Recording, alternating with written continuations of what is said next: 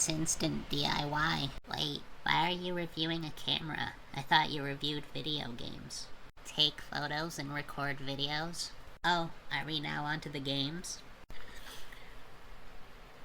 Anyway, what you get when opening this thing up is the camera itself, some extra thermal paper, a note saying, "A gift for you. Hope you have a great year. Those kiddos are lucky to have you," from Haley and Leslie Briggs.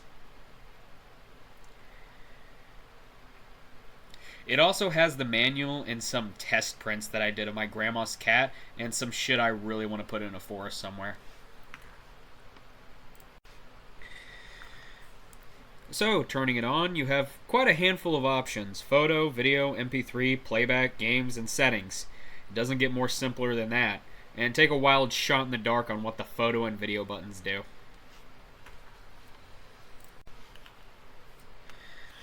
And by the way, this is what the video footage looks like and sounds like. Yeah, the slightest movements of the camera picks up on the microphone. You also have an MP3 setting, which I never really messed with, so why don't we put a song on here and see what it sounds like.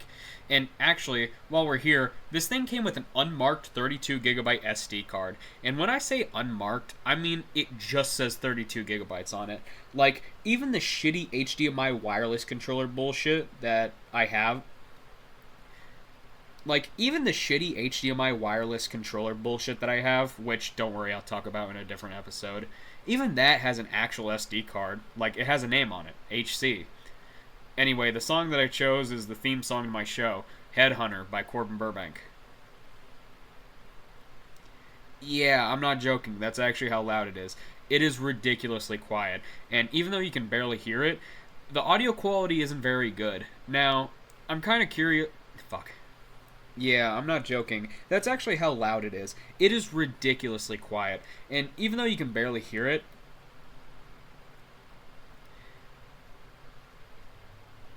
What the fuck? Why did I stop reading? Yeah, I'm not joking. That's actually how loud it is. It is ridiculously quiet. And even though you can barely hear it, the audio quality isn't very good. Now, I'm kind of curious what the hell Jeffy's Endless Athos would sound on it. Anyway, next up is playback, where you can view the video files and images that you took. And the first image on here is from a school. And you know what? That teacher actually kind of looks familiar. And now that I reread this... And now that I read... Fuck. And now that I reread this piece of paper, the name Briggs actually sounds pretty familiar. Huh. But anyway, I can show you this thing printing with the thermal paper. Pretty neat, huh? First up is this Breakout knockoff, and all these games are a little bit difficult to get the hang of because there is no normal left or right. So in all these games, left is the giant camera button and right is the OK button. So anyway, this is just your average game of Breakout. There really isn't anything interesting about it. And the next game is box pushing. Yeah, with this controller, it's not exactly the most comfortable way to play it. After that, we got Tetris, which is probably the most obnoxious one because you're constantly pressing the buttons to move the pieces, so it's just beep after beep after beep after beep. And then with any simple device, you know it's got to have Snake on it. And this one's actually really funny because it's extremely slow, but if you hit one of the move buttons, it automatically moves your snake. So you can go at your own pace. Either let the snake move slowly, or mash the fuck out of the buttons to move fast. If you go into the settings and go to video resolution, the icon is a really low quality screenshot of a Windows folder from like fucking Vista with the media player icon next to it.